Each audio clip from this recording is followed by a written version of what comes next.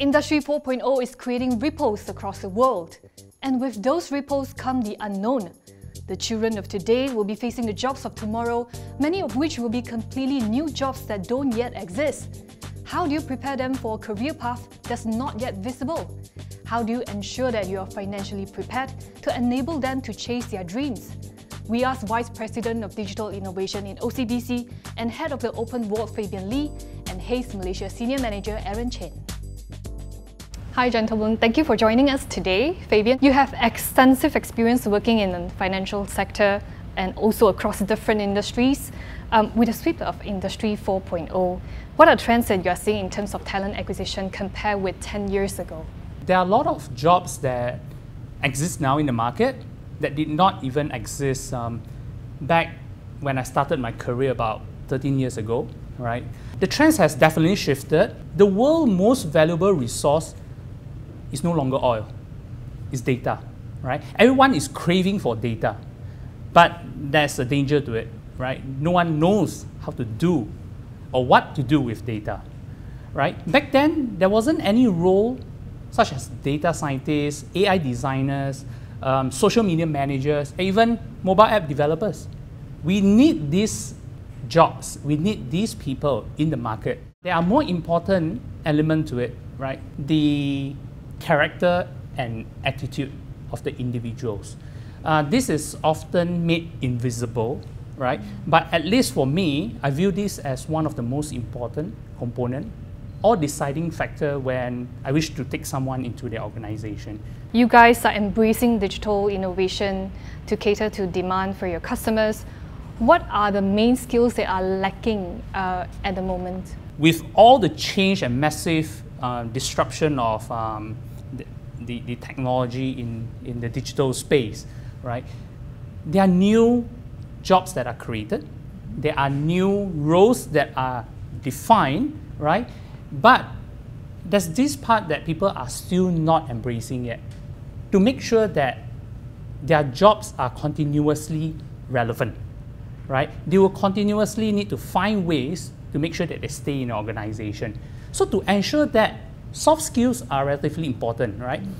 The main soft skills I would like to emphasize would be around strategic thinking, problem solving, emotional intelligence, and also negotiation skills. Aaron, according to Hays Malaysia report, we are actually in fact keeping pace with global trends, although a lot of people are still quite skeptical on how fast we adopt as a nation. So share with us some examples that you see in the market. I think Malaysia is actually very current with a lot of the technologies that they have globally. So for example, in the contact center space, we're pushing something called robotic process automation very, very heavily.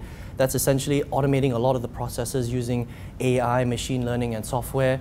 You'll see it a lot in a lot of the tech startups as well, programmatic, for example, for digital marketeers. So actually, it's not that bad. Malaysia is pretty, in pace with the rest of the world, I would say.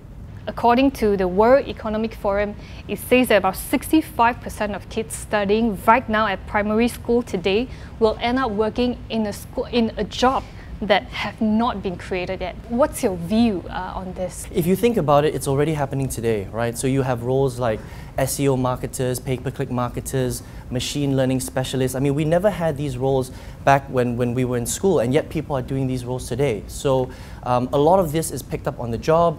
A lot of people take extra classes after work, after school, they get onto online webinars. So I think that people shouldn't be so worried about that, because as people, I think we've always done jobs where we didn't necessarily learn it in school. So I think as long as we keep a close eye on what's going on digitally, and like Fabian said, we work on our soft skills, I think that's what's really going to help people to stand apart from the competition. What are the new categories of jobs that we will see in the future? Data will be massive, so a lot of data analytics will be very, very big. A lot of these tech startups, they're just driving a lot of information, and so we need people for that, so that's one thing.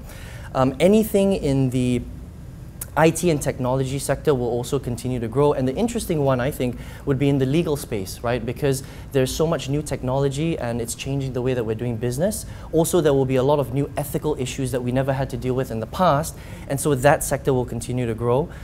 In terms of the areas where they will start to phase out, you'll see a lot of that with manual labor. So a lot of manual labor work in manufacturing plants, for example, I think that will start to phase out as AI and technology gets better and better. Maybe you can share with us the info that you have regarding the trend of hiring moving forward and whether it tallies with World Economic Forum reports. So in the WEF report, they talk a lot about roles like managing directors, sales and marketing roles, manufacturing, finance roles, all of the core areas of most companies. This will continue to grow. So in the Hays research that we've done, a lot of these trends are on par with what they're saying. Also in the robotics section as well, where we also see a lot more roles, we think, is a lot of digital transformation. Because if you think about it, a lot of companies are going from more of a traditional structure, more into a futuristic digital platform or digital structures. So a lot of digital transformation roles will become more relevant. Also, every company now looks for digital marketers as well. Last year in January, you guys started something called the Open Vault. Yes, that's Maybe right. you can share with us some successful launches. We are in the midst of commercializing a few fintech solutions, right, with a few partners, as we continue to work on new experimentation and on transformative technologies, right, with the aim to redefine the banking experience and to explore new business models. The demand from customers has shifted. So with this, we need to always ensure that our internal talents or even the new talents that we bring in are always prepared for the future developments in technology and innovation space. So what are the advice that you would give parents when they are planning for their children's education? As a parent, we need to always tell our kids, learn how to learn. Always be adaptive. Because with the change in the environment, we do not know what will happen. Like what Aaron just mentioned earlier, we do not know what are the new jobs that will be created, what are the new skills that we will need. I've got a slightly different view from Fabian. I think that parents shouldn't worry too much about their kids, and the reason why I say that is because I think a lot of the kids these days, they're growing up in the digital era, right? So regardless, they're going to be a lot better at technology than we are. I think that it's important to foster your children to do what they love. That's very, very important. But if you want to kind of stand out from the competition a little bit, I would say that during school or during university, definitely do a lot of internships in maybe startup companies or tech companies or the companies where you want to get your jobs. Because when you finally graduate, you will have a one-up over everybody else who didn't bother doing that. This video is brought to you by OCBC Premier Banking. Whatever ambitions you may have for your children, let us help you achieve them. Speak to us about your life goals and let us help you discover the untapped potential of your wealth.